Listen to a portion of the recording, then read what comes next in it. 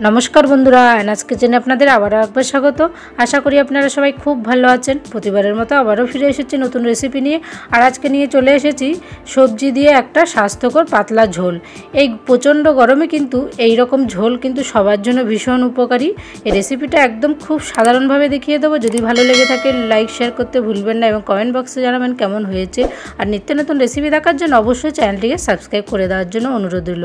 তো ভিডিওটি কিন্তু স্কিপ না করে শুরু থেকে শেষ অবধি দেখতে থাকুন। এখানে কয়েকটা সবজি নিয়েছি, আলু নিয়েছি, দেখুন আলুগুলো লম্বা লম্বা করে কেটে নিয়েছি। বেগুনগুলো একটু বড় করে কেটে নেব, না হলে বেগুনগুলো কিন্তু গলে যাবে। পটলগুলো একটা পটলকে 4 ভাগ করে কেটে নিয়েছি। আর কিছু সজনের ডাঁটা আছে, ডাঁটাগুলো একদম ছাড়িয়ে পরিষ্কার করে নিয়েছি। এবার কিছুটা বড়ি নিয়েছি, 6 থেকে 7টা বড়ি দিয়ে দেবো এর মধ্যে। এবার বড়িগুলো ভেজে নেব, সর্ষের তেলে বড়িটা ভেজে নেব। বড়ি ভাজতে কিন্তু বেশি সময় লাগে না, তেলে দেওয়ার সাথে সাথেই কিন্তু ভাজা হয়ে যায়। কড়া গরম হলে দিয়ে দেবো সর্ষের তেল। তেলের পরিমাণটা একটু বেশিই দেবো।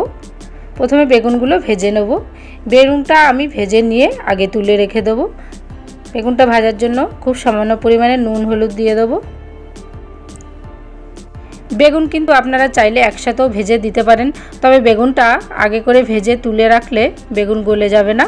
শেষের দিকে এই বেগুনটা কিন্তু দিয়ে দেব। ভাজা হয়ে গেছে লাল লাল করে, এবার তুলে নেব। ওই তেলেই পটলটাও ভেজে নেব। এই পটলটাও কিন্তু বেশ ভালো করে ভেজে নিতে হবে। পটল ভালো করে না ভাজলে কিন্তু খেতে ভালো লাগে না। একটুখানি সামান্য পরিমাণে নুন দিয়ে পটলটাকে ভেজে নেব। পটলটাও লাল লাল করে ভাজা হয়ে গেছে। এখানে চাইলে কিন্তু আপনারা সব সবজিগুলো একসাথে ভেজে নিয়েও করতে পারেন, তবে আলাদা করে পটলটা আর বেগুনটা ভেজে নিয়েছি।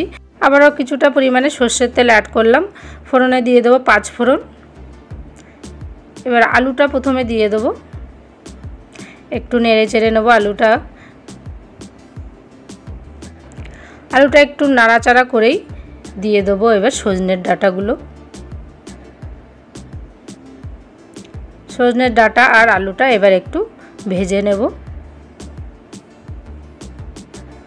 দিয়ে দেবো স্বাদ মতো নুন। নুনটা অবশ্যই আপনাদের স্বাদ অনুযায়ী দিয়ে দেবেন। 1 চামচ হলুদ গুঁড়ো। নুন হলুদ দিয়ে ভালো করে নাড়াচাড়া করে নেব।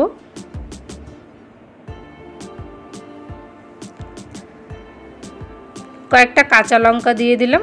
ঝালটা অবশ্যই আপনাদের পছন্দ অনুযায়ী দেবেন। যেহেতু এই ঝোলটা একদম স্বাস্থ্যকর পাতলা ঝোল হবে, তাই কাঁচা লঙ্কাই অ্যাড করেছি। 1 চামচ ভাজা জিরের গুঁড়ো দিয়েছি। এই রেসিপিতে আমি কোনো শুকনো লঙ্কার গুঁড়ো ব্যবহার করব না। এবার পরিমাণ মতো জল দিয়ে দেবো। এখানে চাইলে কিন্তু একটু আদা বাটা আপনারা দিতে পারেন। এবার ভেজে রাখা পটলটা দিয়ে দিলাম, বড়িটাও দিয়ে দেবো। এবার একটু নেড়ে চেড়ে এবার ঢেকে দেবো।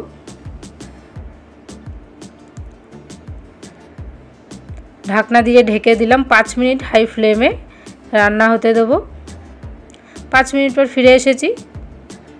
এবার ভেজে রাখা বেগুন দিয়ে দেবো। বেগুনটা শেষের দিকে দিলে বেগুনটা গলে যাবে না, তাই বেগুনটা শেষের দিকে দিয়েছি। বেগুনটা অনেক সময় আগে করে দিলে কিন্তু গলে যায়।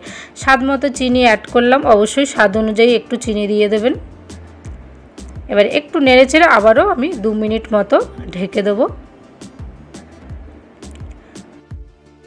2 মিনিট পর ফিরে এসে দেখব সব কিছু সেদ্ধ হয়ে গেছে কিনা। এবার সব শেষে 3 থেকে 4 চামচ লাল সর্ষে বাটা দিয়ে দেবো। সর্ষেটা খুব বেশি দেবেন না, তাহলে তেতো হয়ে যাবে। সামান্য পরিমাণে সর্ষে দিয়ে একটু 2 থেকে 3 মিনিট ফুটলেই নামিয়ে নিতে হবে। এই সর্ষেটা সব শেষে দেওয়ার জন্য কিন্তু এই ঝোলটার টেস্টটা দারুণ হয়ে যায়। আপনারা অবশ্যই এইভাবে সর্ষে দিয়ে ট্রাই করবেন। এবার নামিয়ে নেব একটা পাত্রে।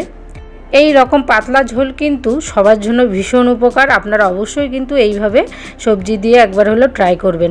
আশা করি আপনাদের ভালো লাগবে। আর যদি ভালো লেগে থাকে লাইক শেয়ার করতে ভুলবেন না এবং কমেন্ট বক্সে জানাবেন কেমন হয়েছে। আর নিত্য নতুন রেসিপি দেখার জন্য অবশ্যই চ্যানেলটিকে সাবস্ক্রাইব করে দেওয়ার জন্য অনুরোধ রইল।